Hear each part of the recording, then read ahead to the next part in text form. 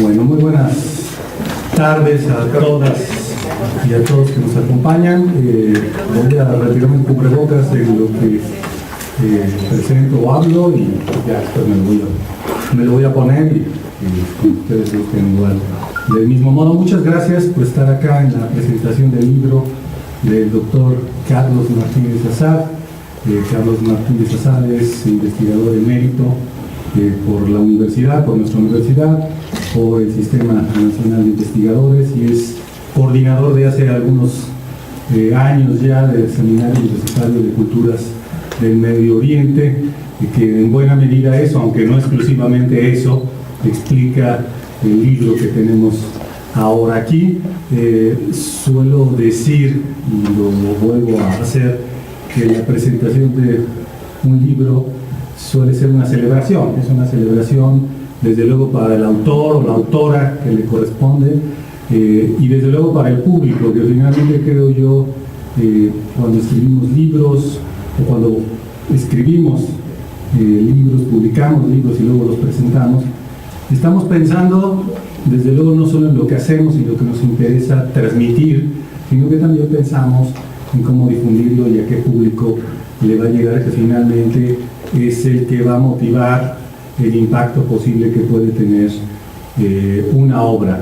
Este libro, Libaneses, Hechos e Imaginario de los Inmigrantes en México, es producto de años de conocimiento, de experiencia, de vínculos del doctor Martínez Azad con la comunidad libanesa en México y no solamente en México, y creo que es un libro, hasta donde alcanzo a apreciar, que expresa digamos un nivel de erudición realmente importante que convidaría a los lectores que lo evaluaran y lo valoraran comprándolo y leyéndolo. Como el propio Carlos lo dice en su introducción, en realidad este es producto de una mezcla de experiencias, conocimientos, conversaciones, incluso de una herencia familiar de la cual él ha brevado y nos ha entregado este libro que condensa en buena medida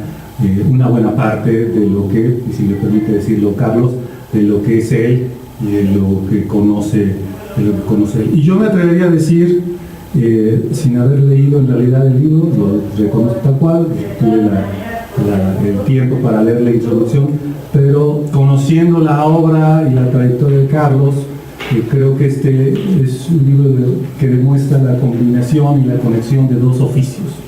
El oficio de sociólogo, y no hago referencia a un famoso libro sobre eso, pero en efecto muestra el oficio de un sociólogo, pero muestra también el oficio de un historiador que sabe hacer trabajo de historiador, lo sabe hacer muy bien, y creo que las dos palabras o conceptos clave que están involucrados en este texto revelan ese vínculo, ese anclaje mixto, que es la memoria, que está más atado al tema del historiador, y la identidad, que es un tema no solo de sociólogos o de sociología, es un tema de muchas disciplinas, pero que claramente está expresado aquí desde el ámbito de la sociología.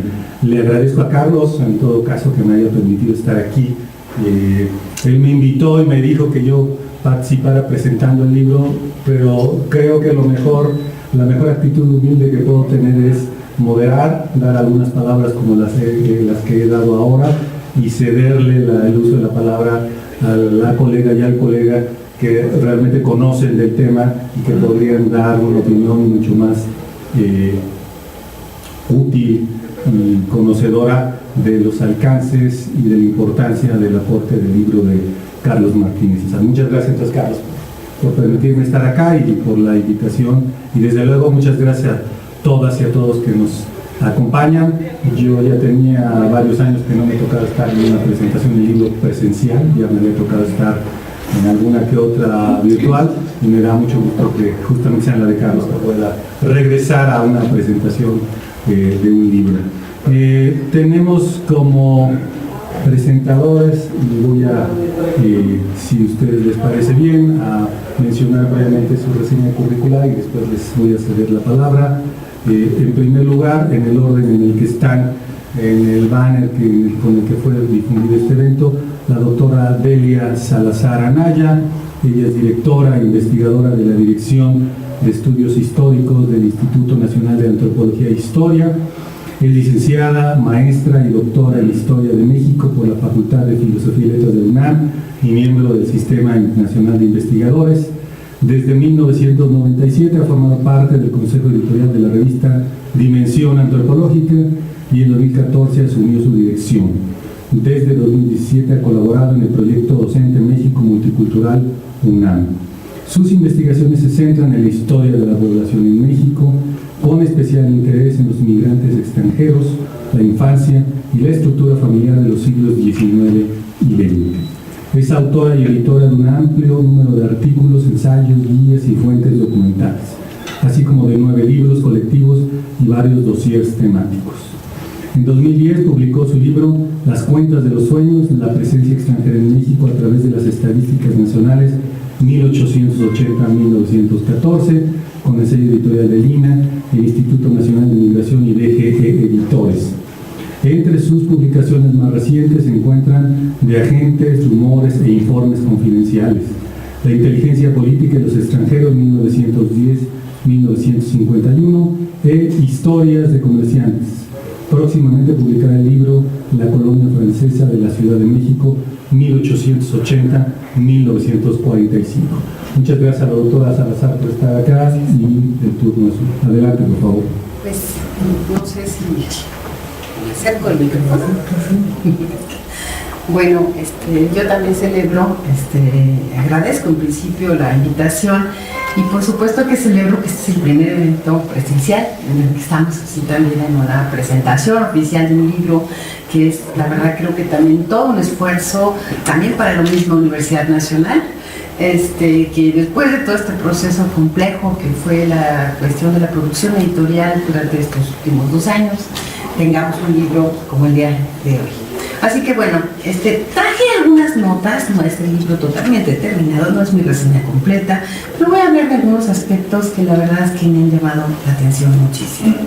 Agradezco en todo lo que vale a Carlos Martínez Azar, mi profesor, colega, amigo y en gran medida cómplice de múltiples aventuras académicas y personales, la invitación a participar en esta presentación que tengo el privilegio de compartir con el doctor Miguel Armando López Leiva, nuevo director del Instituto de Investigaciones Sociales de la UNAM, y con el doctor Carlos Santamaría, miembro del Seminario de las Culturas del Mundo, del Medio Oriente, perdón, ya te estoy de nuestra universidad y gran estudioso de la presencia armenia en nuestro país. Tengo el privilegio de ser testigo de los trabajos que emprendió Carlos Martínez Azar por más de 2 décadas de incesantes búsquedas, pesquisas y reflexiones en torno a la presencia de los inmigrantes libaneses en México. La verdad es que tengo un enorme gusto en presentar un libro que me siento parte, que lo compartí en más sentido y que he leído muchos avances del mismo, que hoy nos reúne en la presentación de esta obra completa denominada Los libaneses, hechos imaginarios de los inmigrantes en México, para conocer los pormenores de una comunidad y las intensas relaciones que supieron entramar estos hombres y mujeres que salieron del Líbano, atravesando el mar Mediterráneo y el Océano Atlántico para buscar un mejor destino en México. Por supuesto, como ya lo decía, celebro a la universidad porque no está publicando un libro tan pequeño cuando tiene 488 cuartillas, o sea, no es pequeño, aunque ya sabemos que el autor es altamente prolífico. Un poco nos costó algo de trabajo la lectura, los que ya necesitamos ver de cerca, porque la letra es bajita, pero es un libro que, bueno, no van a terminar de intentar leerlo. 10 capítulos, o mejor dicho, 10 interesantes ensayos, escritos con particulares formas narrativas, se reúnen en esta obra especialmente explicativa, que da cuenta del vastísimo conocimiento sobre la historia del Líbano en México del autor, que será esencial no solo para los descendientes de inmigrantes libaneses que hoy forman parte de la comunidad mexicana libanesa, sino para cualquiera que se interese en conocer un poco más de la historia de nuestro país en los siglos XIX, XX y XXI, y en gran medida recorre un periodo histórico de este libro, o sea que es el centro del periodo histórico atendido, pero vale decir que nos lleva en su narrativa a siglos y siglos de historia, en muy buena medida del Medio Oriente, que dio cuerpo a la identidad libanesa a largo plazo y a la reivindicación de lo que hoy en día se conoce como los mexicanos libaneses, como lo es el propio autor. Bueno, quiero decir que voy a tratar de hablar de los temas o los aspectos que en particular me llamaron la atención, aunque la verdad es que vi con enorme cuidado, detenimiento y fascinación en regresar algunas historias que alguna vez me contó, algunas me las contó por teléfono, otras han sido pues una larga historia en la que me siento de alguna manera parte en estas 2 décadas. Creo que una de las principales cualidades que le veo al libro, en construir la memoria, bueno, a los 10 artículos que veo, es que están decididos, son extremadamente explicativos. O sea, porque permiten para cualquiera que no es libanés, que no conoce nada de lo que es el Medio Oriente, enterarse de algunos aspectos básicos. Como era de saberse, como era natural, tenía que explicarnos el porqué de la salida.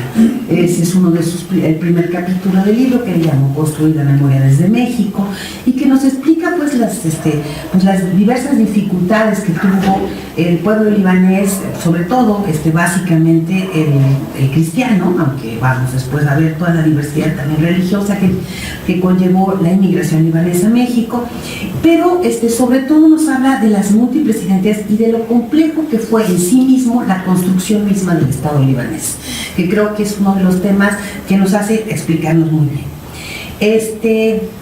En ese sentido, creo que nos ayuda pues como una gran síntesis de una historia que además ha escrito Carlos Martínez Azar en muchos de sus libros cuando habla un poco de esta parte de la cultura de Oriente. Creo que hay un capítulo que la verdad es que se lo recomendaría a todos, y sobre todo incluso para quienes conozcan un poco esta historia, que es la comunidad en torno a su religiosidad. No solo nos explica, aunque va de un poco del tiempo presente al tiempo pasado, a explicar cómo se estableció el rito maronita en México. Para muchas personas es como extraño no saber hablar de esta religión cristiana que viene del Oriente.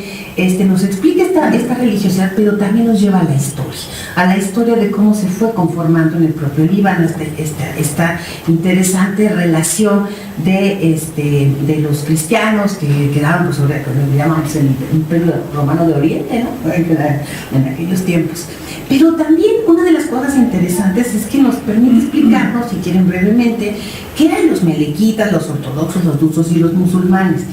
Para mí, francamente, me dio hasta muchos indicadores de algunos de los aspectos que conozco de mi propia ciudad, incluyendo uno de los templos que me explicó el de la calle de Tuxpan, ¿no? Que sabemos pues que está un poco esta referencia y esta vinculación geográfica. Esto me pareció realmente muy interesante y vale la pena leerse.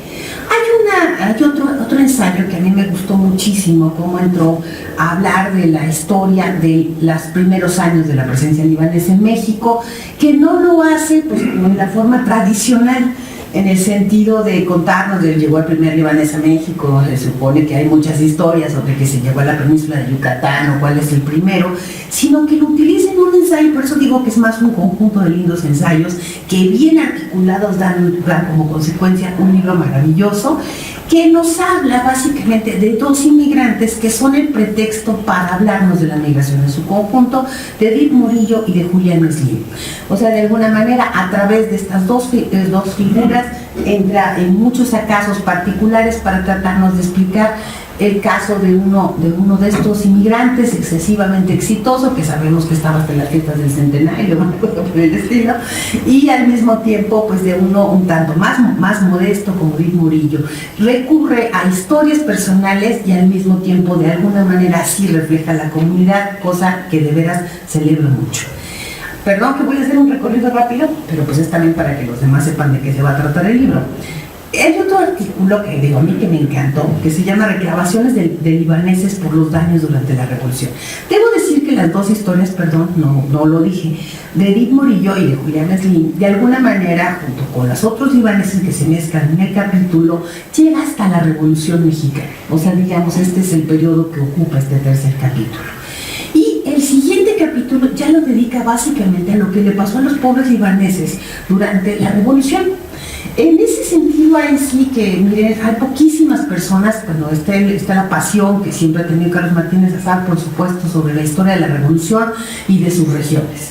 Entonces lo que hace es que toma una serie de ejemplos sobre los libaneses en Durango, los libaneses en incluso en unos casos de Chiapas, o sea, como que toma varios ejemplos y a partir de una reclamación que son muy poco estudiadas y que poca gente las ha visto, creo que nos da una mirada bien interesante de lo que es, ¿cómo se llama?, de lo que fue y lo que vivieron estos hombres durante este periodo. Claro, inicia el capítulo, perdón que no lo he mencionado, y debo decir que me da mucho gusto porque yo traje alguna vez algunos de esos documentos de Francia, de los sirios y las investigaciones, porque es un capítulo interesante. Está por el lado de la violencia revolucionaria, pero por el otro lado también, pues a veces estos ejercicios de la diplomacias internacionales y cómo se juegan. Pero uno de los aspectos que me parece muy importante es, sé que aquí la familia de Carlos Martínez Azad por ahí se encontró con estas historias de las reclamaciones. En varias de las historias nos las cuenta y creo que es uno de los grandes temas que si el vínculo con Francia existía, pues aquí la verdad es que los franceses se vieron muy mal con ellos, ¿no? Porque en realidad, se supone que la legación de Francia servía, como nos lo explica en el libro, para presentar las reclamaciones por todos las afectaciones sufridas durante la Revolución Mexicana. Fueron años de negociación, años, como nos trata de explicar en este trabajo, de gente que estuvo pagando incluso para ver si había forma de recuperar algo del almacén perdido, de todo lo que significó. Y bueno, de alguna manera, pues la estrategia que desde la perspectiva de los mexicanos, pues fue como una gran estrategia de los abogados, que fue como cómo hacerle para desconocer cualquier posibilidad de ser considerados un extranjero. Entonces, creo que estos ejemplos que de verdad nos ofrece es una parte muy luminosa que con pequeños ejemplitos nos cuenta una historia que por supuesto pues impactó a muchos más. Hay otro capítulo que se llama Mirada a los que llegaron. Nos remite a dos fuentes fundamentales que creo que muchos autores han trabajado, pero que Carlos las mira de una manera muy particular. Por supuesto, el Registro Nacional de Extranjeros, que no solamente se usa para el tema libanés, sino por supuesto, creo que casi todos los que hemos trabajado alguna migración en México, pues hemos llegado a ese archivo. Es incompleto, como Carlos mismo lo menciona, pero también lo sabe combinar de una manera muy inteligente con el famosísimo diccionario de la colonia libanesa en México. Lástima que no está una nieta de uno de esos creativos, que era precisamente mi compañera Rebeca Monroy, ¿verdad? Que es de alguna manera quienes hicieron esa investigación enorme para conocer ya los libaneses, ya digamos al mediar el siglo XX. Creo que es un estudio nos permite como ver el perfil general de la inmigración en este momento. Es interesante, sé que no le gustan mucho los datos, a mí sí, pero el libro los ofrece, o sea, no deja de utilizar distintas fuentes de una u otra manera. Luego nos llegamos a otro capítulo que se llama Los signos de la modernidad y nos habla un poco de la institucionalización. Habla un poco de los tiempos de Ávila Camacho, que me llamó mucho la atención ya la organización de muchas de la comunidad en un momento determinado y que me remitió a un personaje que me recuerda incluso temas familiares. Mi padre tuvo su oficina, en el edificio Miguel Aves, y empieza precisamente un poco contando la historia de algunos de estos individuos que eran importantes en aquellos años en la comunidad, de la construcción de un primer edificio, etcétera. Entonces pasa un poco a veces de la anécdota a la historia profundamente documentada, y yo creo que eso también es uno de los grandes juegos interesantes del libro, que a mí me llamó muchísimo la atención, que es hablar de estos primeros años de la vida institucional. Y por supuesto que aunque hace referencia a algunos momentos de la historia mexicana en que hubo cierta fricción para el ingreso de libaneses al país, también habla un poco más de las relaciones de amistad, de buen ánimo a la recepción de unos inmigrantes que llegaron a trabajar profundamente y que también reciben de alguna manera la aceptación de los mexicanos. En el capítulo ya dedicado propiamente a los mexicanos libaneses. A mí me encantó, no se puede acabar, y creo que para los que lo lean se van a azorar de la cantidad de personas que sigue Carlos Martínez Azad en el trabajo, en lo que tiene que ver tanto para los aportes culturales como para los mexicanos libaneses, que son los segundos capítulos. está sonando mi terrible celular. No es el tuyo. Sí. Perdonen ustedes, fue sin querer y no la apagué. Que se calle, ¿no? Bueno, y dejemos que muera. Pues es lo único que puedo decir, perdón que no. Como hay gente que no entiende. Pues, dejen que lo apague, porque ya no. Y además, saben que es peor, es vendedor. Bueno, no es Vanessa. No, a ver si me van a vender o no. Pero bueno, el tema de los, bueno, estamos hablando de una comunidad formada, sin duda, por comerciantes, pero también nos habla cómo van pasando otras profesiones.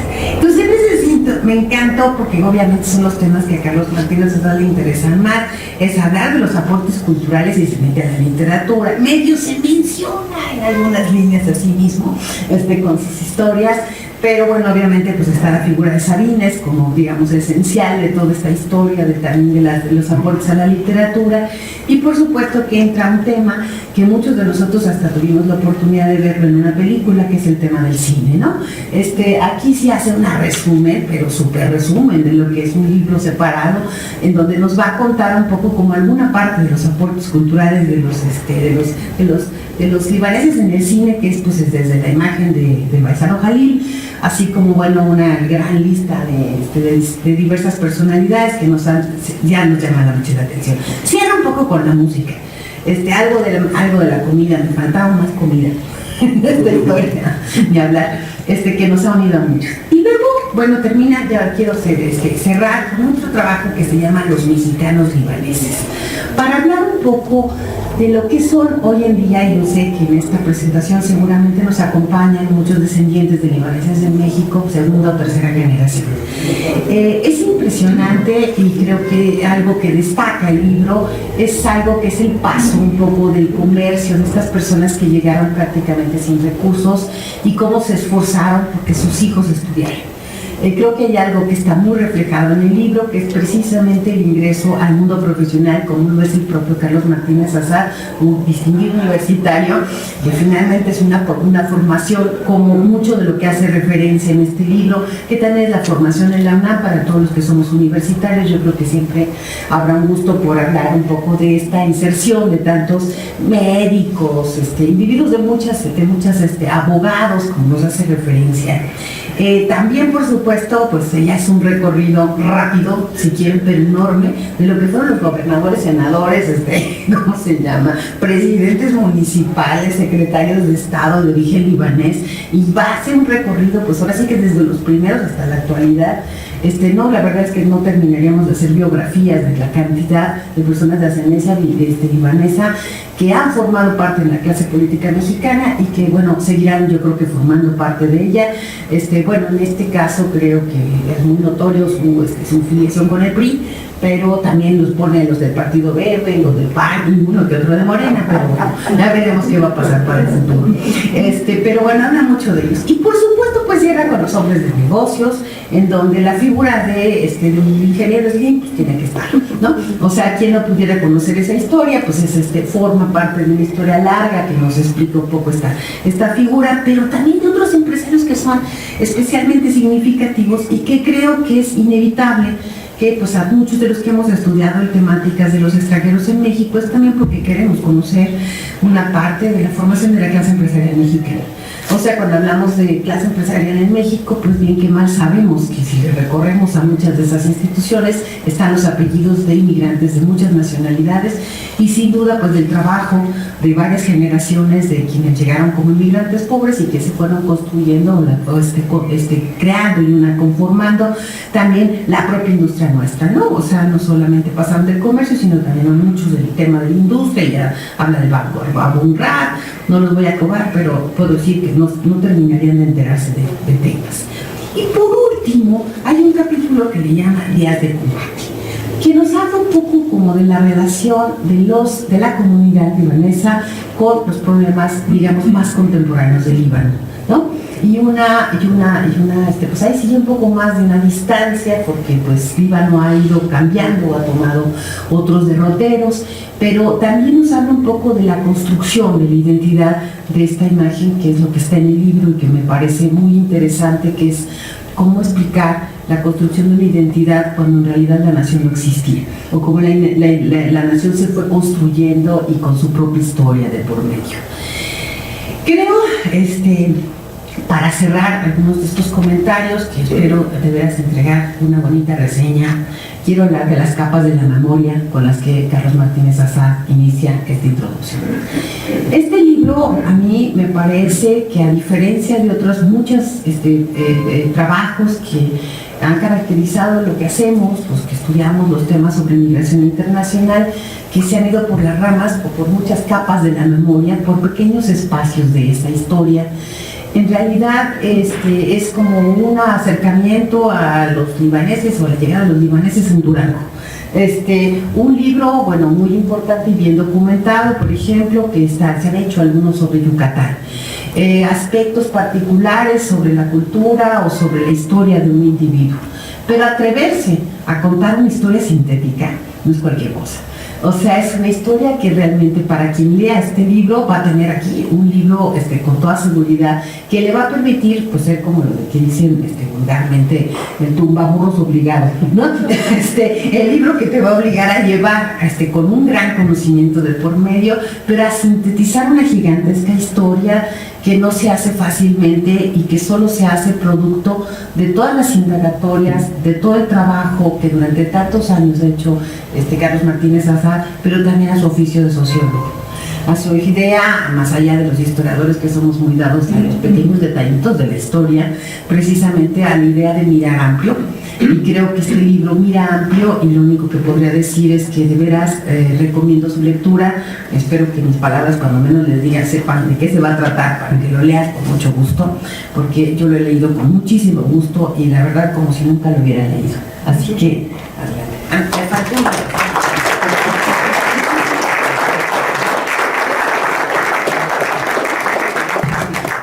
Muchas gracias a la doctora Delia Salazar por su entusiasta y orientadora lectura, que creo que nos va a ayudar a todos a introducirnos en el libro y obtener lo mejor que podamos ver, que es siempre lo que buscamos en las obras. Les cedo ahora la palabra al doctor Carlos Antaramián. Él es licenciado en Relaciones Internacionales por la UNAM, maestro y doctor en Antropología Social por el Colegio de Michoacán. Ha sido investigador en el Colegio de Michoacán, en el CIESAS y en el Colegio de la Frontera Norte.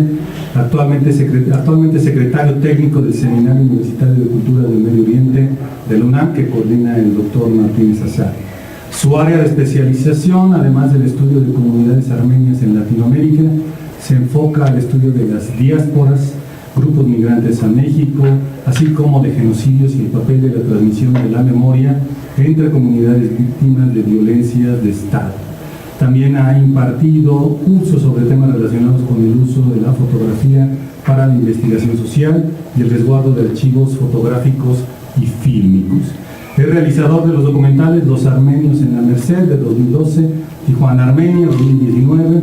Publicó Del Arafat al Popocatépetl, Los Armenios en México 2011, y está preparando la edición del libro La conmemoración del genocidio armenio en la diáspora.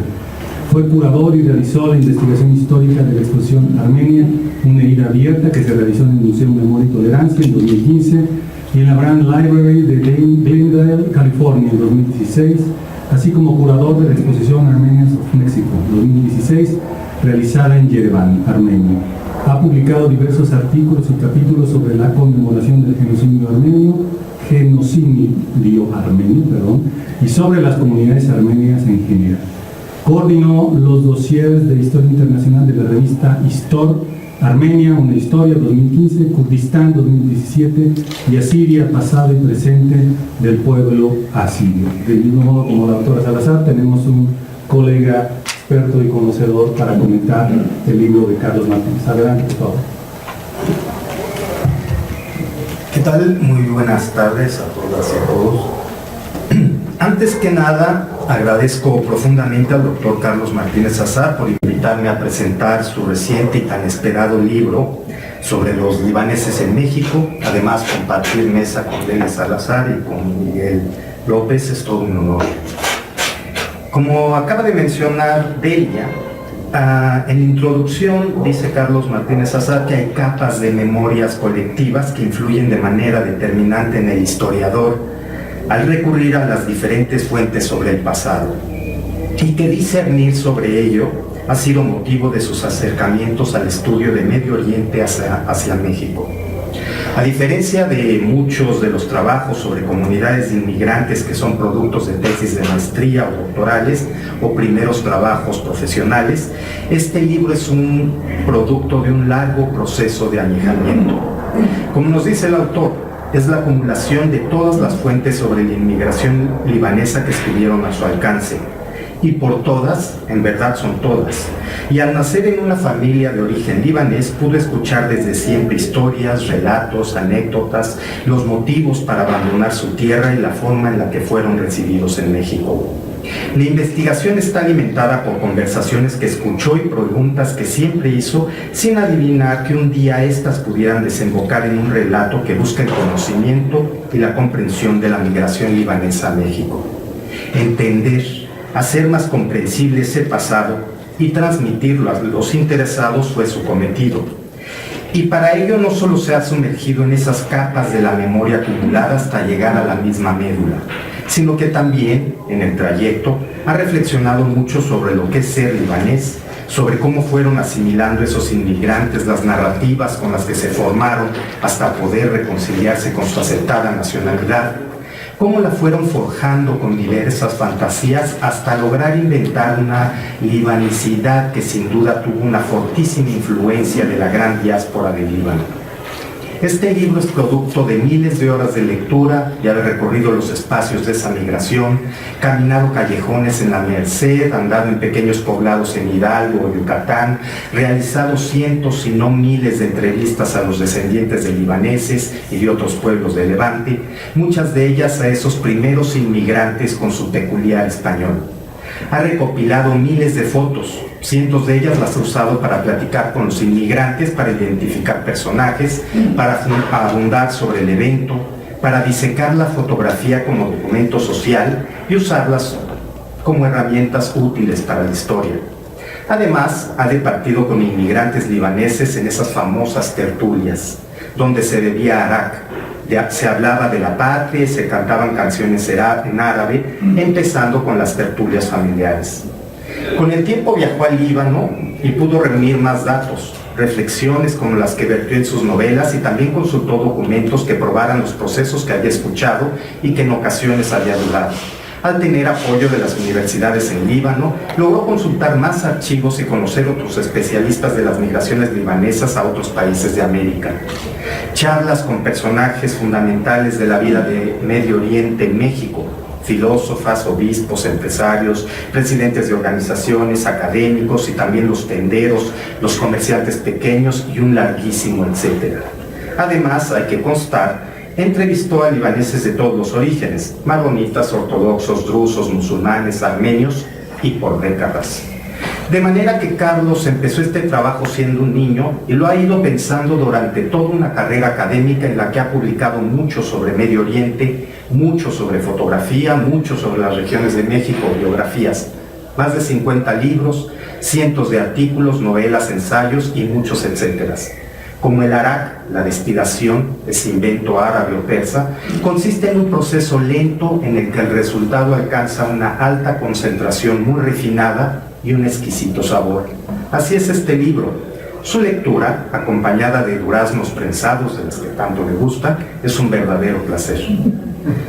Como capítulo introductorio nos da una breve historia del Líbano, sus 400 años de dominación otomana y con sus gobernantes que van de los magníficos, pasando por los dignos, los incompetentes, los sanguinarios o los honestos. Además, en algunos momentos se sucedían a velocidades vertiginosas.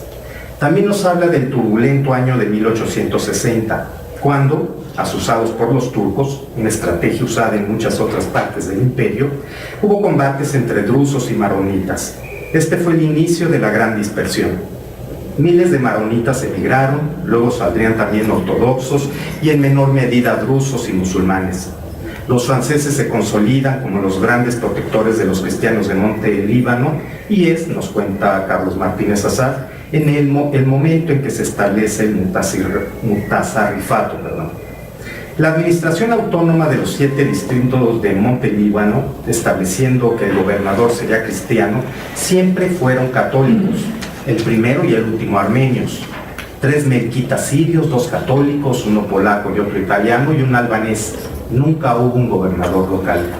Ese sistema confesional que guarda un equilibrio con pinzas y que, a pesar de su obsolescencia, es un sistema parecido, sigue siendo el que ha logrado mantener el equilibrio hasta la fecha. De hecho, en las elecciones de este 15 de mayo, el sistema seguirá siendo confesional. El gigante con pies de barrio, el Imperio Otomano, se iría desintegrando en toda su periferia, Libia, Cirenaica, Balcanes, y al perder la Gran Guerra se sumarían más provincias que se independizan. La respuesta del gobierno joven turco fue represión, provocar hambruna en Monte Líbano o el genocidio en contra de otros pueblos cristianos en Anatolia. El proceso de turquificación del Imperio Otomano generó también que millones de personas, en su gran mayoría cristianos, partieran al exilio. Es en el exilio donde esos grupos empiezan a construir su identidad nacional, como sucede con los judíos otomanos, los libaneses, los sirios, los asirios, los armenios. En el capítulo 2, que acaba de mencionar Delia Salazar, es la religiosidad la que determina las comunidades libanesas. Y aquí traza la genealogía de la presencia del clero maronita ya desde el temprano 1875, en que llegó Bulos al-Hazrumi, quien logró que muchos de la comunidad regresaran a la voluntad de Dios y empezaran a practicar la confesión. Lo que indica la presencia de maronitas en México ya desde la década del 60 del siglo XIX. Con al-Hazrumi se logró tener un líder espiritual que fungió como juez, a la usanza tradicional, para dirimir conflictos entre los escasos miembros y guiar a la grey. Es muy importante notar que, al ser católicos, los maronitas no tuvieron ningún tipo de restricción para su ingreso a México. Además de que la Iglesia Católica de México, salvo el impedimento de hacer la ceremonia en rito de Antioquía, en arameo, sí les dieron algunas facilidades y mostró cierto apoyo. En especial a partir de 1906, en que se dio la primera misa que se tiene registro en arameo en la pequeña iglesia de la Candelarita. El doctor Martínez Azar, obviamente, revisó todas las libretas con los registros de esta iglesia que se localizan actualmente en el templo de Valvanera. Ya para 1921, se había habilitado para el rito maronita y en 1995 se convierte en sede de la Catedral de San Marón. Uno de los lugares más importantes para el culto a San Charbel, al que, nos dice el autor, la gente le cuelga listones para agradecer los milagros recibidos, inspirados en los aboneros de Medio Oriente que iban vendiendo encajes, mercería y listones en las primeras décadas del siglo XX. Y con ellos nos presentan los nombres de los primeros casamientos, bautizos, etc., que son las fuentes primarias para tener un registro de la presencia libanesa en esas décadas del porfiriato. También llegaron los melquitas, los ortodoxos, los rusos, los musulmanes y más o menos a partir de 1960 los armenios libaneses. Además de iglesias, los libaneses lograron establecer periódicos muy sólidos, Al-Gurbal, Al-Hilal, Al-Yawater. Estos periódicos han sido estudiados en extenso en diversas tesis sobre el mayar. El autor nos da una síntesis en este capítulo. El capítulo 3, sobre Slim y Morillo, es solo cuando uno conoce a profundidad los procesos de una comunidad, está al corriente de la historia de vida de muchos de sus personajes, ha leído todo lo que se ha escrito sobre la misma, ha revisado todos los archivos existentes y conoce los documentos que la describen, además de haberlos interrogado y con infinidad de preguntas, puede, entonces, distinguir las historias más representativas, aquellas que son ejemplares y que sirven para presentar un panorama interesante para el lector. De todas las familias se pueden hacer novelas apasionantes, diría Maluf, o grandes tragedias, diría Tolstoy. También de una comunidad se pueden escoger personajes para hacer biografías y, como Plutarco a través de la síncresis, la comparación, extraer el carácter moral de los personajes. Así sucede con esas dos vidas paralelas que nos describe Carlos Martínez Azar. de ese enorme universo de empresarios y comerciantes libaneses en México, Carlos selecciona a Jalil Slim y a Dib Morillo, emparejados por muchas similitudes en su dedicación, para compararlos y mostrarnos lo distintivo en ambos personajes, con anécdotas, testimonios que entreteje para darles mayor coherencia y claridad, fotografías como aquella memorable del picnic de Julián Slim y sus empleados en los videos y que salió en revista de revistas, memorias o documentos de archivo, se van narrando las vidas de estos dos inmigrantes con precisas anotaciones históricas. Julián Slim fue un singular empresario modelo. Dib Morillo se mantuvo a lo largo de su vida en el comercio heredado de sus ancestros fenicios. Ambos fueron personajes ejemplares. El testimonio de Dib Morillo es muy conmovedor, y bien podría ser la narración de muchos otros inmigrantes de Medio Oriente que escapan de un futuro poco alentador, que ya tenían parientes en América y quienes se unirían a que, como nos dice Carlos Martínez Sosa, no deja de sorprender la tranquilidad con la que narra un trayecto que es en sí una verdadera odisea.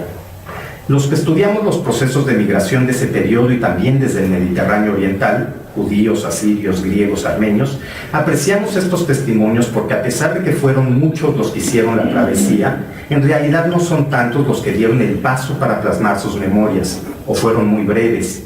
Además, en este caso, con las anotaciones de Carlos Martínez Azar, el relato cobra todavía más fuerza por los apuntes precisos que nos indican rutas, nombres de los barcos, puertos de entrada, trenes, etc. También el relato habla de los lugares en donde los migrantes pudieron instalarse, la gran mayoría en el barrio de La Merced, y cómo cambiaban a los pocos meses de morada, de vecindad en vecindad hasta, después de lograr un ascenso pausado, cambiar a mejores barrios siempre hacia el sur o el poniente de la ciudad. Como sucede con otras comunidades libaneses en otros países de América, como en Brasil, el ascenso social se dio a través de esa humilde actividad común, el abonero, mascate en portugués, por Mascat, en Omán, que fue colonia portuguesa de 1500 a 1658 y que los comerciantes lusos al regresar a Portugal pues se dedicaron a ese oficio de comerciante andariego y de ahí surge ese término que después llegaría a Brasil. Acá se les conoce como aboneros por la forma de su funcionamiento. El apoyo que da uno de los comerciantes ya establecidos en sus cajones de ropa a sus paisanos fungen como avales por la mercancía proporcionada y con abonos pagaderos semanalmente y con muy poco interés. El sistema imperó para libaneses, pero también para judíos y armenios. Julián Slim y su mercería fueron un referente. Se decía que se calculaban por miles los varilleros, otro término utilizado para designarlos, y comerciantes ambulantes. Y durante la Revolución algunos perdieron todo. El capítulo 4 del libro habla de esos reclamos. Otros, en cambio, tuvieron mucho éxito. Ya en las décadas del 20 y 30 llegó la sedentarización con un comercio establecido y en muchos casos el ascenso social. Dib Morillo, por ejemplo, se estableció en Real del Monte. Pero no hay estado en la República que no tenga libaneses llegados en esas décadas del siglo XX, con mayor proporción en Distrito Federal, Veracruz, Yucatán, Puebla y Coahuila. Como detalladamente nos indica Carlos Martínez Azar en el capítulo 5, usando entre otras fuentes el excelente censo de Julián Nash y Salim Abud de 1948. Siguiendo con las vidas paralelas de Julián Slim y Dib Morillo, vemos cómo, sin importar su diferente posición social, misma que se salvaba debido a la solidaridad de provenir del mismo país y al vínculo comercial, Dib Morillo fue invitado a la boda de Julián Slim con Linda Helm.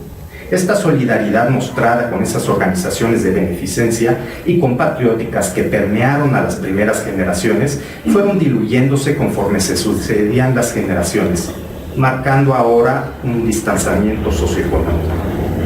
En el capítulo 5, con el hermoso título de Mirad a los que llegaron, el autor nos da una descripción en detalle del número de libaneses, de los lugares de asentamiento, de sus profesiones y oficios, usando para ello tanto el Registro Nacional de Extranjeros, que acabo de mencionar de ella, así como el censo de 1930 o el detallado censo de Julián Nash y Salim Abud de 1948.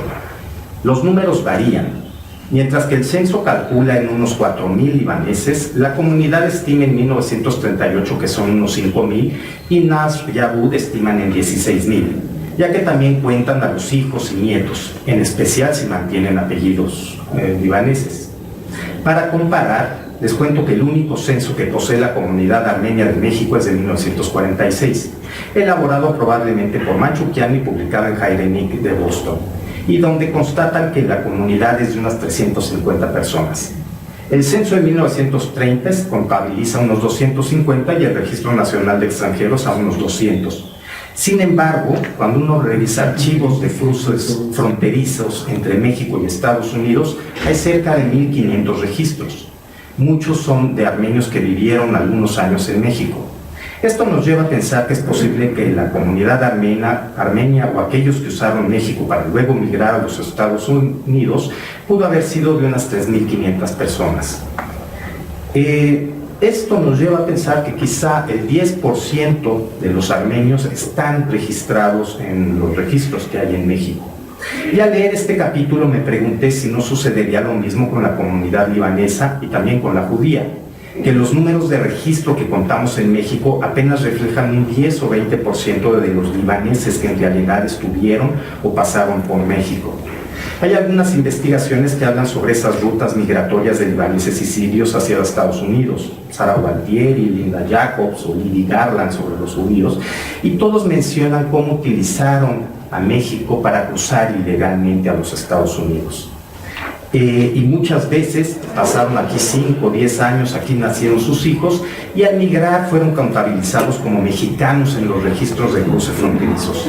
Quizá en el futuro tengamos estudiantes interesados en conocer esos números o el destino de esas familias que pasaban por México. Este capítulo les servirá como piedra de inicio y el libro será sin duda un referente para todo estudioso de las migraciones de Medio Oriente a América. En el mismo capítulo, en el número 5, también habla de una vecindad, Uruguay 158. Cuando estaba leyendo sobre el asunto, recordé que mi abuelo había vivido ahí desde 1927 hasta la entrada a la década de los 30. Lo que no recordaba era que cuando hice un tour con Mónica Uniquel y con Carlos Martínez Azar en el barrio de La Merced y recorrimos ese espacio, yo había mencionado el hecho mientras recorríamos la vecindad. Una vecindad que albergó a familias libanesas, judías y armenias en la década del 20 al 40 y que a través de los documentos de la Dirección Federal de Seguridad, Carlos Martínez Azar la menciona en este libro. Lo sorprendente es que el doctor retuvo el dato. No sé si lo escribió en alguna libreta, lo que sí es que está presente en el libro.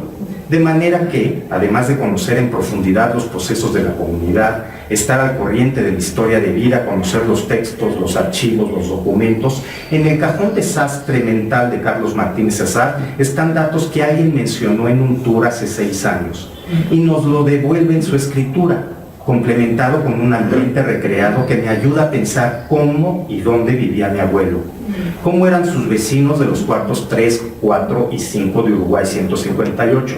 Mi abuelo vivía en el departamento, en el cuarto número 6. Supongo que sabía que su vecino del 5 fumaba marihuana y hacía matanza clandestina de corderos, y la del 4 se las da de adivinadora de los asientos del café. Una vecindad como cualquier otra vecindad de La Merced. En el capítulo 6, otro capítulo fascinante, vicios y virtudes de los inmigrantes levantinos, y bueno, ahí me topo también una foto de Zacarías Galeana, a quien había investigado por ser de la banda de los misioneros estafadores y que en algún documento del AGN los llamaron misioneros armenios. Y es que se hicieron pasar por griegos, armenios, pero en realidad eran caldeos y nestorianos y se denunciaban unos a los otros, apelando a la protección francesa en un caso y el inglés en otro. Estos estafadores caldeos viajaron por muchos países de América. Los he topado en Cuba, como menciona Carlos Martínez Azar, pero también en Brasil y Centroamérica.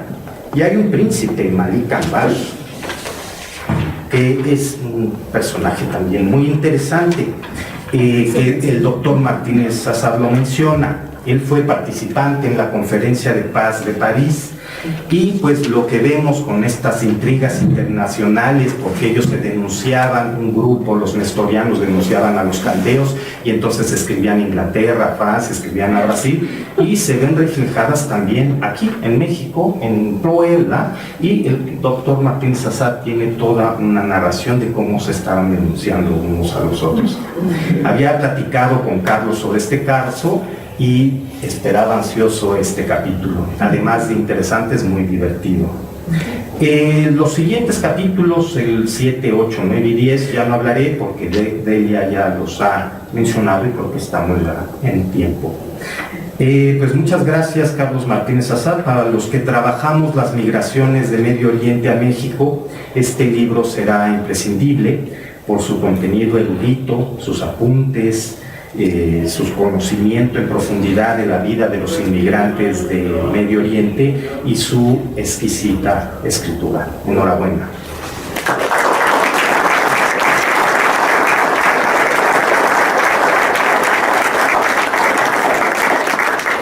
Pues gracias al doctor Antaramian por su intervención y también por su entusiasmo en la manera de presentar los capítulos, que nos duplica también el entusiasmo para que podamos adentrarnos en la. Muchas gracias.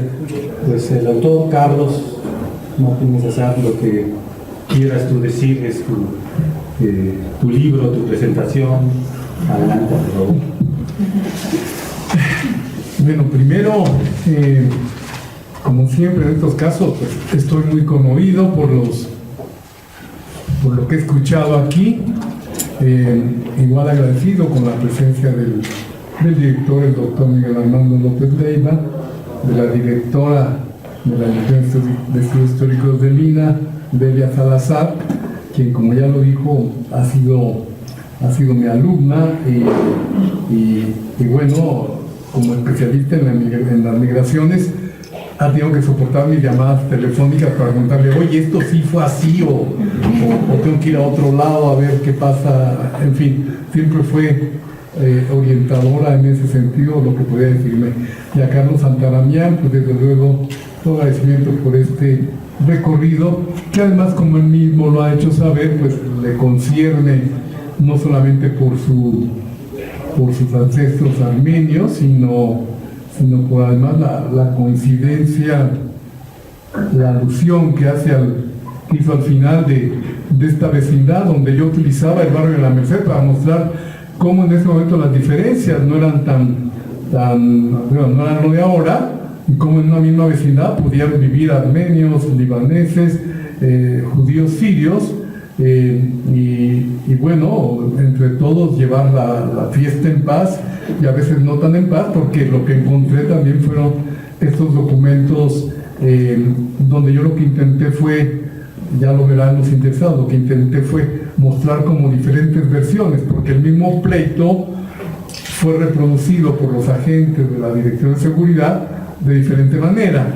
Entonces también esto es algo que es importante cuando hacemos el trabajo sociológico, el trabajo histórico, ver también cómo se dan estas diferentes versiones.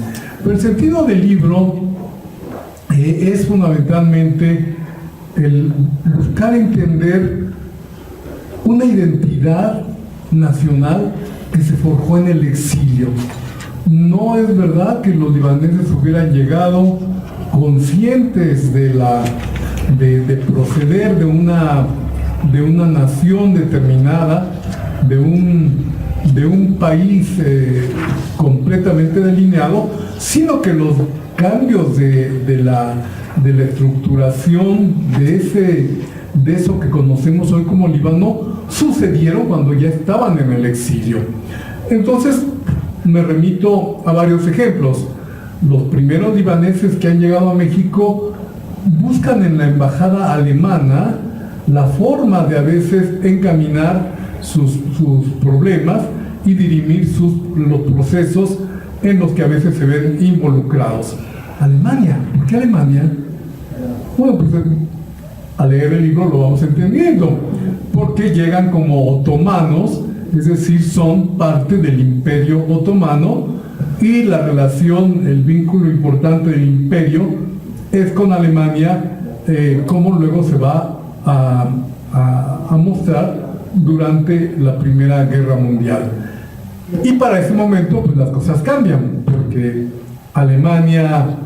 porque Turquía se va del lado de Alemania, es decir, de lo que van a ser los perdedores, y los libaneses se quedan en el aire, en la Ciudad de México, en México, y tienen ahora que buscar el vínculo con los aliados.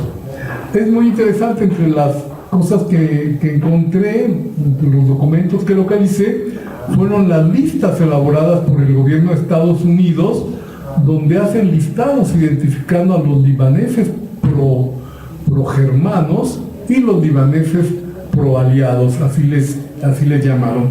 Y el asunto no es tan grave en términos de si realmente unos estaban en contra de los otros. No, el problema es que pues tenían que ampararse en lo que podían.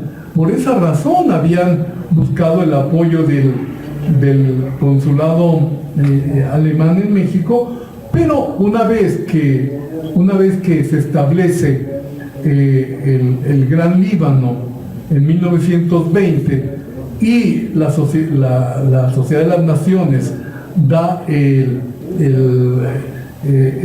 apoyo a la construcción de un mandato francés que se va a establecer sobre Siria y Líbano, pues el problema se vuelve, ya va a tener una cierta orientación.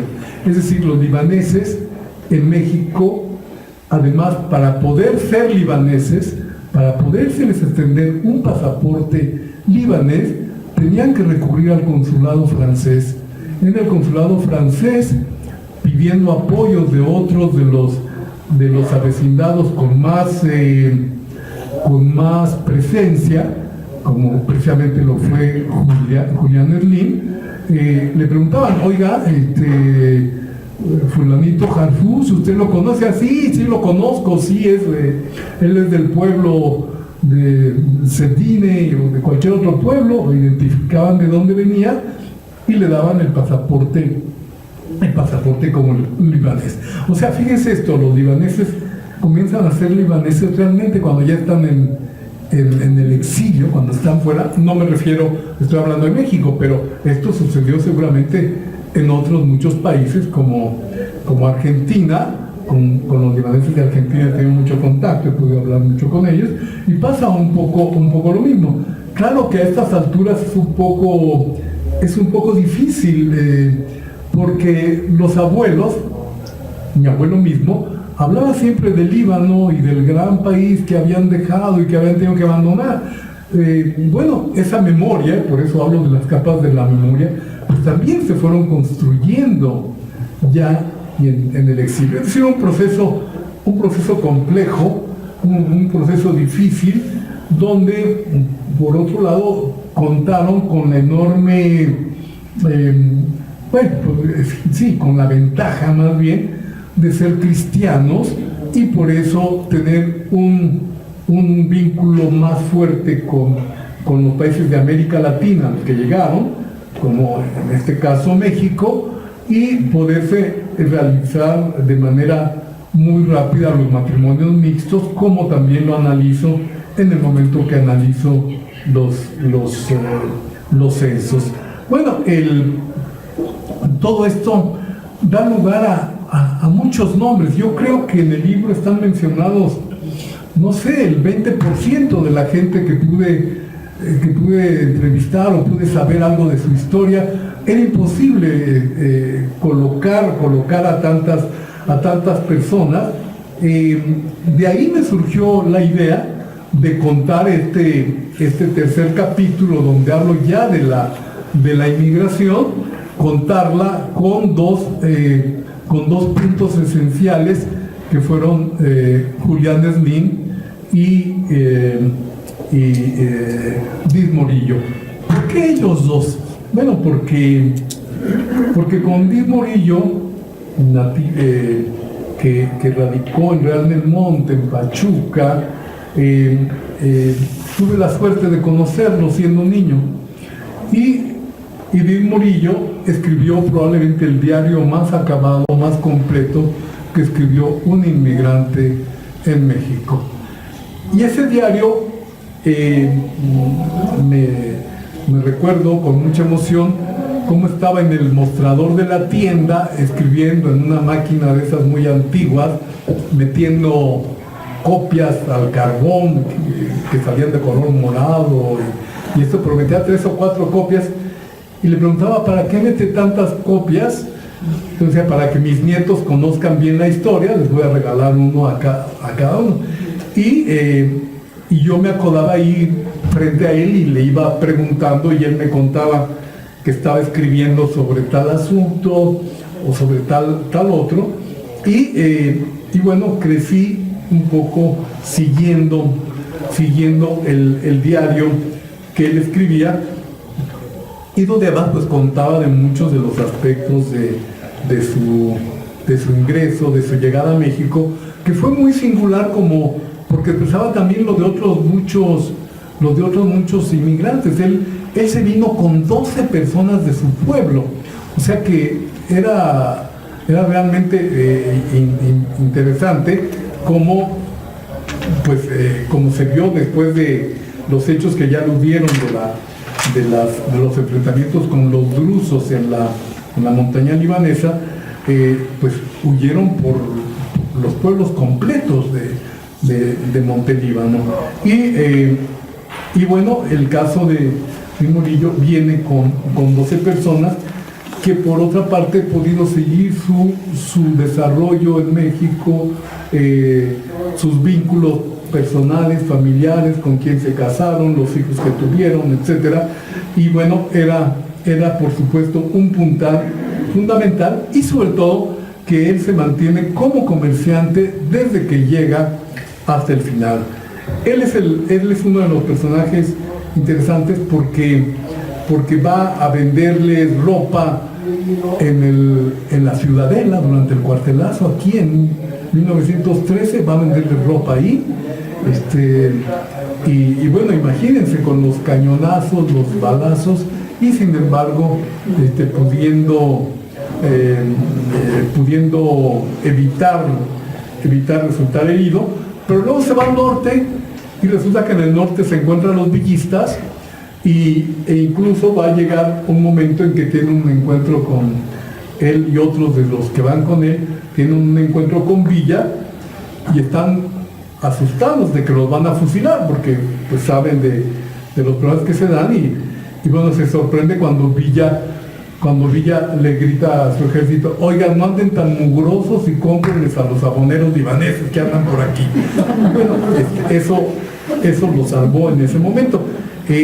Sin embargo, dedicó un capítulo a mostrar todas las, bueno, no todas, ¿no? Están ejemplificados los asaltos que realizaron las tropas de Villa a los inmigrantes, a los comerciantes, en Chihuahua, en todas partes, en Chihuahua, en Durango, en Coahuila, en Chiapas, es decir, por todos lados, y eso es producto de las reclamaciones que resultan de enorme interés, como son apoyados por el consulado francés, pero nunca fallan a favor de ninguno de los libaneses. Entonces, muy protegidos, como era el término, porque incluso se les decía en francés, le protégé francés, y sin embargo, ¿cuál protección? Ni que 8 cuartos, nunca les pagaron sino a unos cuantos lo que pedían de indemnización por las tiendas saqueadas, incendiadas, los heridos, y a veces algunos muertos. Para lo cual también preguntaba a algunos de mis amigos historiadores: oigan, ¿por qué cuando han estudiado a Villa nunca han hablado de esto? Dice, no teníamos idea. Digo, pero si están en los archivos también. Dice, bueno, no pusimos atención en eso. Ahora uno de los más acuciosos investigadores de Villa dice que tengamos un debate sobre el asunto. Yo todavía no sé si quiero eso, pero a lo mejor sí. En el caso de Julián, que es el otro extremo, mientras Dean tiene que ir por toda la República como abonero libanés, vendiendo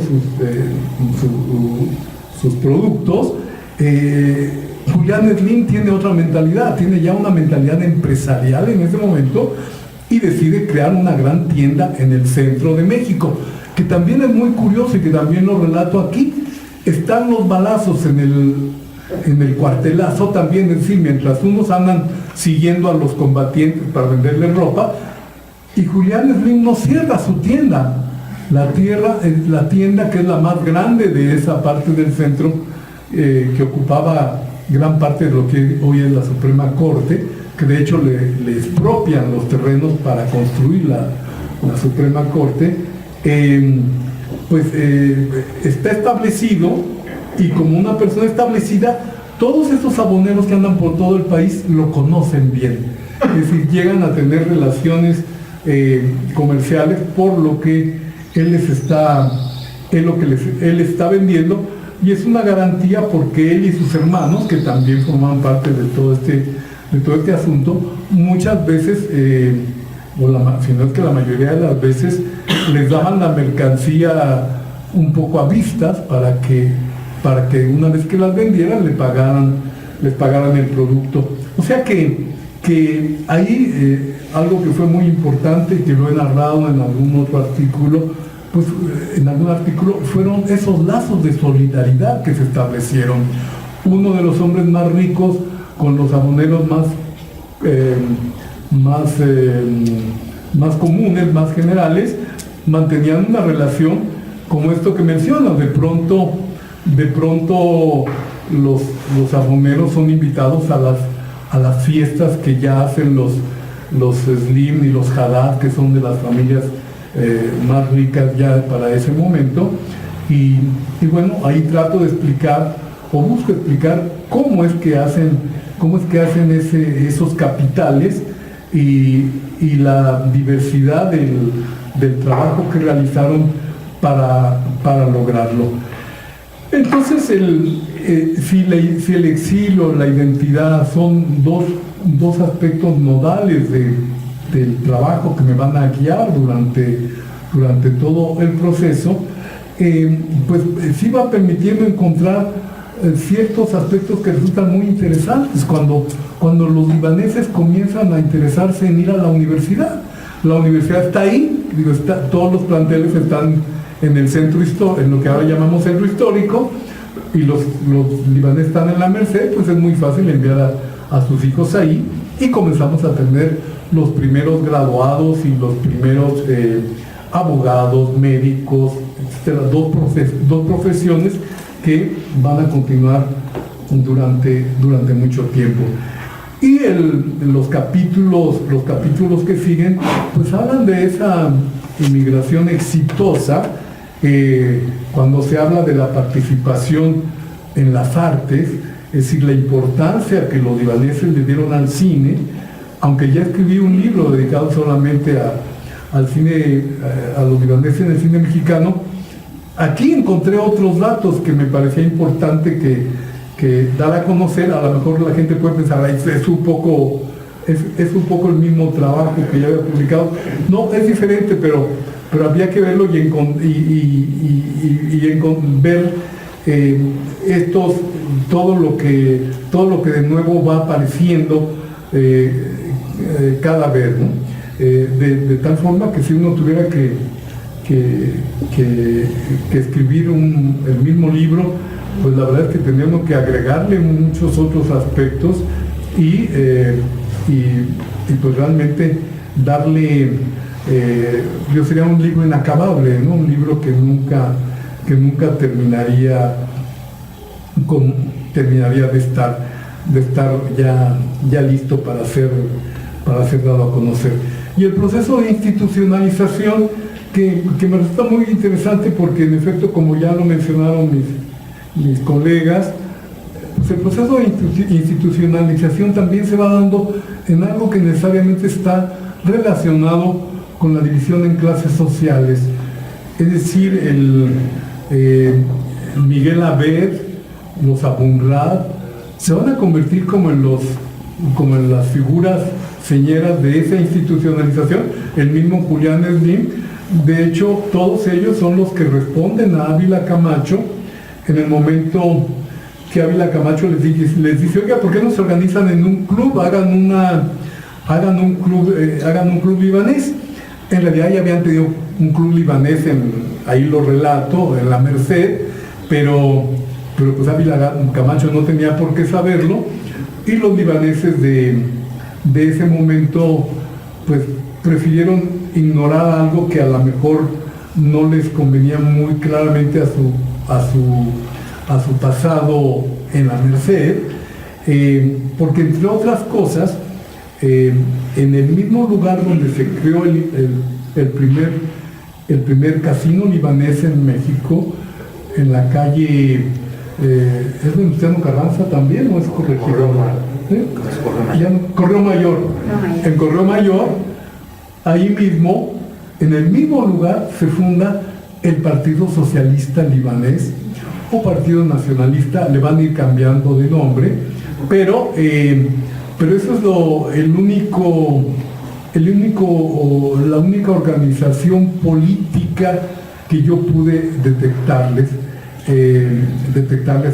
a los inmigrantes, y es un asunto controvertido la participación o no en ese partido, que por otro lado también se va a vincular a la idea de preservar el comercio libanés, es decir, crear una cámara de comercio que va a estar de alguna forma vinculada a ese partido. En fin, son demasiados procesos con muchos elementos que van relacionándolos, y que pues se necesita la lectura completa del libro para ir entendiendo todos estos traslapes, todas estas relaciones, los disentimientos también que hay, porque a veces están en desacuerdo en algunas cuestiones. Cuando se establece el comité que va a dirimir el asunto de las reclamaciones al gobierno mexicano, pues como son los libaneses, que en ese momento hay toda la confusión también de hasta dónde son libaneses y hasta dónde son sirios, o están involucrados también con los sirios. En esas comisiones va a haber libaneses que son cristianos maronitas, y va a haber sirios que particularmente son judíos. Entonces, en el momento de las reclamaciones, entre ellos también se reclaman entre sí, y en un momento tiene que discutirse y decir, oye, aquí estás no por ser judío, aquí estás porque eres uno más de los que representan a los reclamantes. Entonces, ese tipo de diferencias que a la larga no resultan tan graves, porque no van a ser motivo de diferencias o de batallas enconadas. Al final se aclaran las cosas y se acepta que van a ser los reclamantes de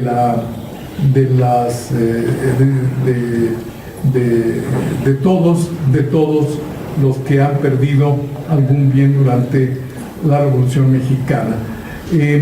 Este aspecto de las reclamaciones, que comencé a discutirlo muy pronto con mi alumna en ese momento, Delia Salazar, se debió curiosamente a que me encontré en los papeles de mi abuelo que él había sido uno de los que reclamó por la invasión de las tierras, por la invasión de las fuerzas revolucionarias a su tienda y el saqueo que realizaron. Y entonces ahí comencé a indagar si había eso en otros casos, ¿no? Y entonces fue como fui encontrando cada uno de estos expedientes que finalmente aparecen en el libro. Y bueno, en términos de la relación personal, o esto alguien mencionó que fui a Líbano también para resolver algunas dudas. A mí esta historia me la habían contado en la casa y no la creía, ¿no? No, ¿cómo va a ser eso? ¿Cómo que saquearon la tienda, una tienda que además yo conocí? ¿Cómo es que la saquearon y cómo es que el gobierno no aceptó darles nada? Luego me encontré que había otros tíos, otros de la misma familia de mi abuelo que habían hecho también sus reclamos y solamente uno tuvo suerte y le devolvieron la mitad del valor que había reclamado, pero en general no hubo mucha suerte, lo que tiene que ver con este problema de que los franceses, con todo y que tenían el mandato y la protección para los libaneses, pues no la ejercieron cabalmente en México como se podría haber pensado. Y va a ser interesante en el libro cómo van viendo los rechazos, a qué se deben. Se deben a cuestiones no pudo demostrar que era libanés, no pudo demostrar que había llegado en ese año. Bueno, todos sabemos el problema de los papeles, ¿no? Los papeles era una cosa muy, muy singular. Decimos muy elegantemente, llegaron con pasaporte otomano. ¿Y cuál pasaporte? Llegaron con cualquier papelito. Yo de los papeles que me he encontrado es el jefe de correos de Beirut le extendió una carta a una familia diciendo: certifico que la familia tal es de esta región y que es gente honesta y tal, pero es el funcionario de correos y eso es lo que cuando yo le pregunté a la familia por el pasaporte me mostraron eso. Así es que vean pues cómo estamos en un proceso de algo que se fue construyendo con los años y cómo no es, cómo se develan muchos aspectos que hemos dado por hechos y que en realidad fueron producto del imaginario, por eso el título del libro. Pero bueno, todo esto para desembocar finalmente ya en ese proceso donde al final los inmigrantes se van a identificar ya no como otomanos, ya no como turcos, ya no como sirio-libaneses, que también se les dijo mucho, sino como libaneses y finalmente como mexicano-libaneses, como en general se ostentan ahora los miembros de esa comunidad, y todo eso pues visto a través de las revistas. Todavía alguna de ellas, Al-Jawater, no la tenemos toda traducida al español, está en árabe, y en realidad para conocer algunos números tuve que auxiliarme de un traductor que me pudo ir leyendo los pasajes y entender, primero buscar y lograr encontrar lo que estaba buscando, que era también en relación con ese partido político que se estableció en México, pero que no tenía intención de participar en el país como un contendiente político más, sino estaba más relacionado con su propia forma de organizarse. Y pues al final, con todas estas listas de presidentes municipales, de legisladores, de gobernadores, de rectores, de muchos cargos de importancia, pues creo que se ve lo exitoso de esta migración, lo exitoso para integrarse al país y para formar parte de esta nación. Los listados, y voy a tratar de terminar, estos listados, al final son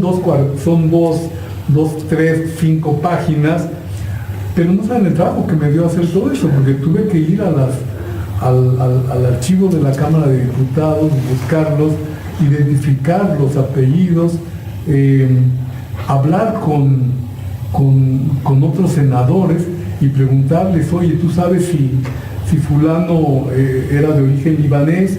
Y al revés, que alguno me dijera, oye, ese que se llama Germán Díaz, es de apellido libanés, nada más que el día lo transformaron. Entonces por eso van a aparecer también algunos nombres que parecen nombres que son nombres españoles, pero que en ese momento fue así como se hizo la transliteración del apellido. Entonces pues resulta muy singular, y dentro de esto algunas cuestiones que se transforman más en anécdotas porque oficialmente la historia no reconoce, pero Carrillo Puerto en Yucatán, Tomás Garrido Canaval en Tabasco, se apoyaron de libaneses que luego, para responderles el favor, les dieron el cargo se los dieron, ¿verdad? Porque ¿cuál elección ya? Les dieron el cargo de diputado o de presidente municipal. Así es que desde los años 20 tenemos presidentes municipales que eso sí, no eran como ahora segunda o tercera generación, eran libaneses en México, y ellos y se convierten en funcionarios de estos gobiernos tan reconocidos, y que bueno, nos resulta difícil de entender, pero bueno, todo eso está aquí. Y quiero insistir en que no hay una información que no estuviese corroborada. Siempre son los datos, siempre son los archivos los que me ayudan a corroborar los hechos, incluso, como se ha hecho también a veces, alguna fotografía, pero no hay nada de lo que puse a lo largo de todo el libro que no pueda ser identificado y que yo pueda decir, no, es que no me lo contaron nada más, sino que me lo contaron. Aquí hay un matrimonio de los que he entrevistado, Guader y Carlos Cove, a quienes entrevisté en diferentes ocasiones, y bueno, es muy interesante todo lo que me comentaron. Está también Arelle, ¿sí? Arelle, que también es interesantísima las cosas que me contaron, lo que pude captar a través de todo esto, que ustedes encontrarán en el libro, cuestiones que a veces resultan, a veces, como todas inmigraciones, dolorosas, pero hay también un anecdotario muy amplio que puede ser gozoso, como, no sé, muchos de los procesos que se vivieron, sobre todo cuando aún estuvieron confinados al barrio de la Merced de los Inmigrantes. Bueno, para terminar, para mí es muy especial que el libro se esté dando a conocer cuando la situación en Líbano es más que lamentable. Es decir, históricamente nunca se pensó que pudiera caer en el hoyo en el que se encuentra ahorita, donde hasta donde el patriarca maronita cada tercer día en sus discursos habla de que no sabe si el país va a sobrevivir por la situación tan complicada en la que se vive. Y dentro de la crisis económica brutal, la falta de alimentos que hacen pensar incluso en una crisis humanitaria, estalla la guerra Ucrania-Rusia y se les priva del trigo a los países a los que fundamentalmente surtía ese espacio del mundo. Rusia y Ucrania, de ahí va más de la mitad del trigo que se consume en Egipto, ejemplo, una enorme proporción de lo que se consume en Líbano. Por supuesto, el pan ya aumentó de precio, la situación es francamente muy difícil. Y el mes de mayo coincide con las elecciones que tienen lugar en Líbano, serán el 15 de mayo las definitivas. Este día 8 los inmigrantes de México podrán votar en los consulados. Y bueno, en un artículo que escribí en Proceso esta semana digo, elecciones o un milagro, ¿qué es lo que necesita Líbano? Y pues la verdad es que la parte racional es que es el milagro lo que hace falta, ¿no? Porque las elecciones difícilmente podrán sacar al país del marasmo en que se encuentra. Así es que, bueno, no sé si es una casualidad que estemos presentando este libro en estos momentos, donde además las migraciones se han convertido en un problema mayúsculo que estamos viviendo también de manera muy contundente en México. Claro que yo digo, y aquí mi colega historiadora no me dejaba mentir, se trata de migraciones diferentes, no podemos considerar que sean de la misma manera, las mismas razones, las mismas voluntades, no, son diferentes procesos, pero de cualquier manera en estos momentos también están afectando a Líbano. En los últimos 2 años han salido de Líbano 10,000 personas al mes, entre 10,000 y 12,000 personas cada mes, lo cual hace una cuestión de más de 100,000 personas anualmente. Y esto se relaciona con la parte política que tiene que ver con las elecciones que van a tener lugar. Los que más emigran son los maronitas, los cristianos maronitas, por razones culturales, por razones de parentesco con familias del exterior,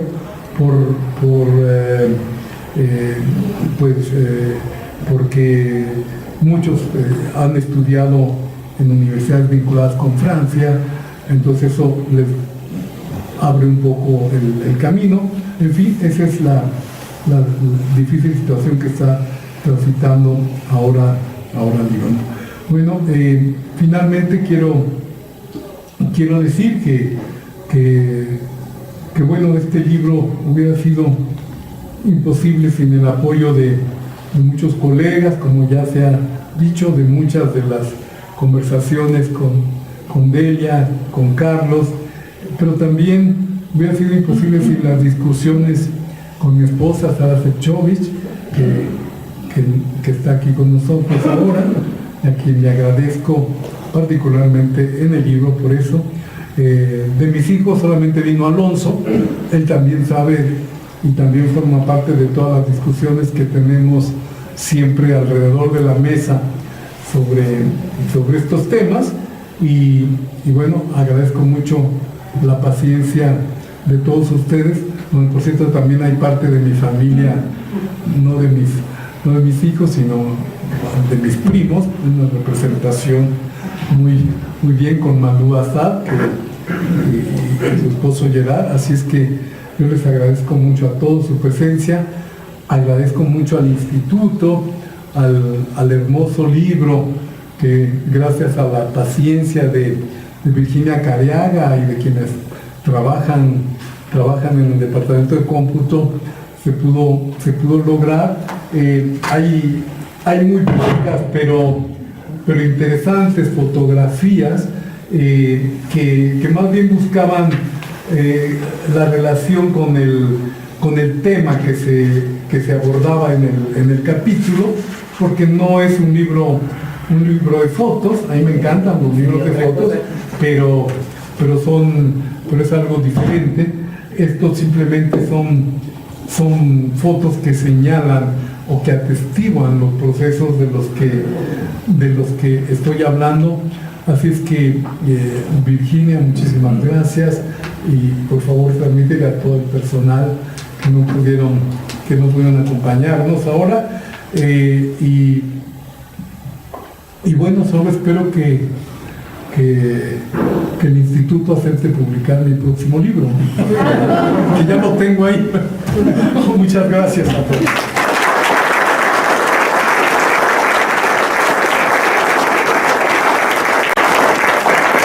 Muchas gracias a Carlos, que creo que con su exposición ha logrado redondear muy bien esta fascinante historia sobre la construcción de la identidad de una comunidad y, como él le dijo, la integración exitosa de la misma a un contexto que, como ocurre en prácticamente todas las migraciones, pues no es el suyo y tiene que haber un proceso de ajuste y de adaptación que no es de una generación, sino que es de varias generaciones.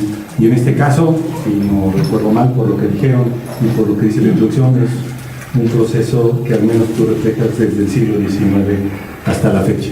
Muchas gracias al doctor Damián, a la doctora Salazar, desde luego a Carlos, a quienes hicieron posible esta presentación, tanto del Instituto como de la Casa de las Humanidades. Agradezco mucho que nos hayan facilitado este espacio, que siempre es muy agradable y que está en una de las zonas más hermosas de la ciudad. Perdón por las otras zonas, pero el centro de Coyoacán es verdaderamente un lujo y una gran oportunidad de estar aquí. Muchas gracias también, y desde luego pues muchas gracias a todas y todos los que están aquí, futuros lectores o seguramente ya lectores del libro, que es, creo yo, el destino último que debe tener un libro, las personas que lo compran, que lo leen, que lo comentan. Otra vez ya me lo hizo de hoy en la mañana, sí, pero bueno, y que, bueno, las personas que lo leen, lo comentan y que lo difunden, que creo que ese es en buena medida el propósito de esta obra, como de muchas otras obras del propio Carlos en general. Muchas gracias,